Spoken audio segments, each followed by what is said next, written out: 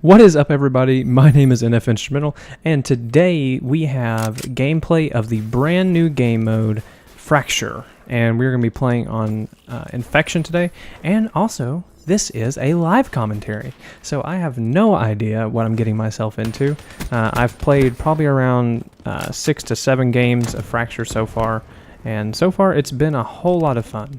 As you can tell, I only have one teammate, but I'm not talking to him currently. One teammate that I know of. And so I'm going to try my best to win us this game of Fracture, and I'm going to talk a little bit about what the game mode is and how to play it. And if you want tips on how to get better at this game mode, I will be more than happy to make a video on it. But as for now, I'm just too new to the game mode to give you exact tips on how to play this the perfect way.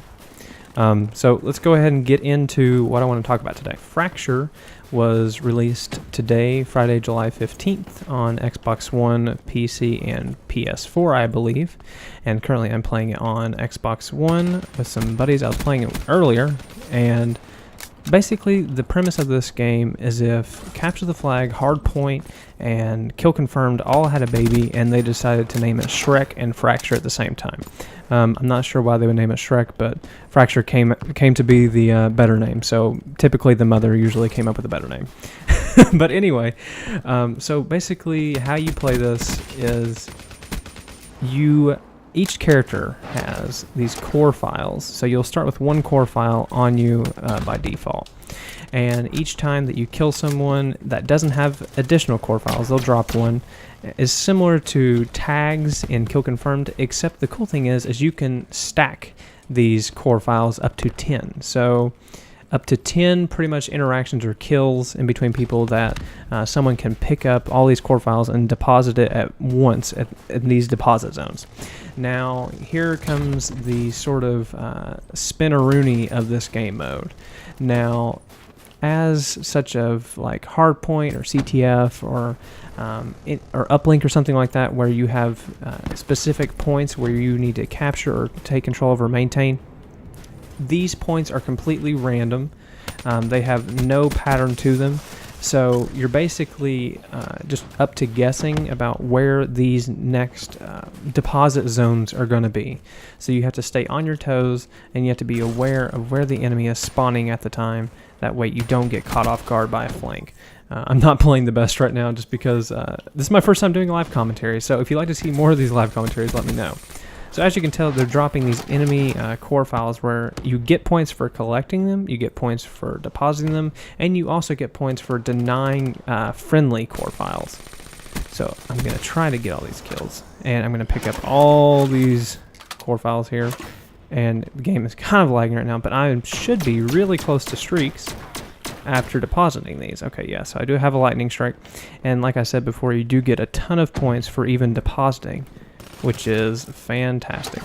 So for those of you all that don't exactly have high score per minute or aren't used to getting higher score streaks, this is definitely the game mode for you. I promise you will do excellent. You'll get much higher scores, and it will help you rank up a whole lot faster in this game, just due to the simple nature of how many points you get per like core file and all the interactions that are possible.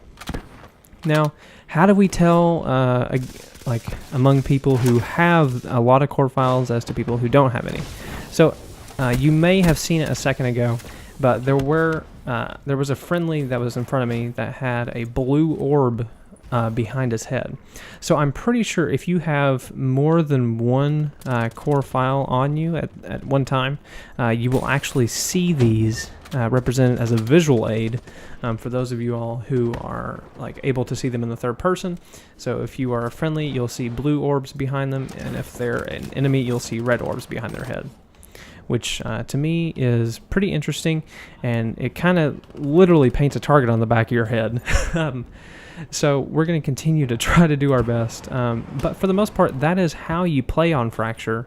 That's how you play the game mode Fracture. And one thing I did notice is in this game mode, teammates tend to run together so much. You won't see a lot of individual players because you can't really be a lone wolf in this game mode. You really have to play with your team. and this enemy team is actually pretty good, and they're doing some work against me.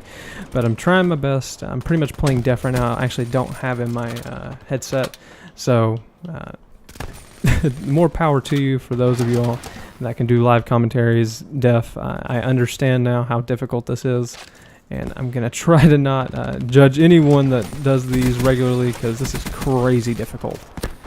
And like I said before, your main objective is making sure that those enemies do not get those core files, and you need to deposit the score limit, which is 60. So if you wanted to, technically, if all of your teammates in a full game had 10 core files, you could not score a single point until the very last possible second, and you could win the game if you all scored all 60 of them at once. So that's sort of the fun dynamic of this. Is I'm sure that there's going to be plenty of challenge videos coming from this new game mode of like 0 to 59 comebacks. Probably the Carnage Clan is probably going to do something ridiculous like that for Fracture. But I'm telling you, so far, this game mode is definitely going to help you rank up. It's a whole lot of fun to play with friends. It can be a little frustrating at times, because I'll get into some of the problems with this game mode in a second. But overall, pretty good job from Activision in making this new game mode. So let's talk about some of the problems in this game mode.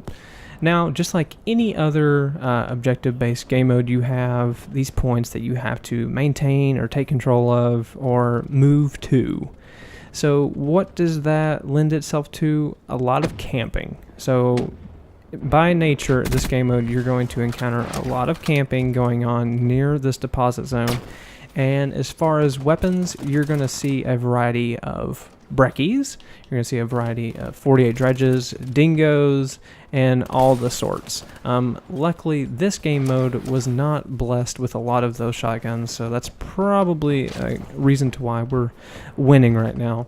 But I've been in previous games recently on Fracture where the entire team were using breckies, and that was on a map of Nuketown. So a whole lot of fun, as you can tell, as you can imagine. But for the most part, if you have teammates that are able to kill them, it's not much of an issue.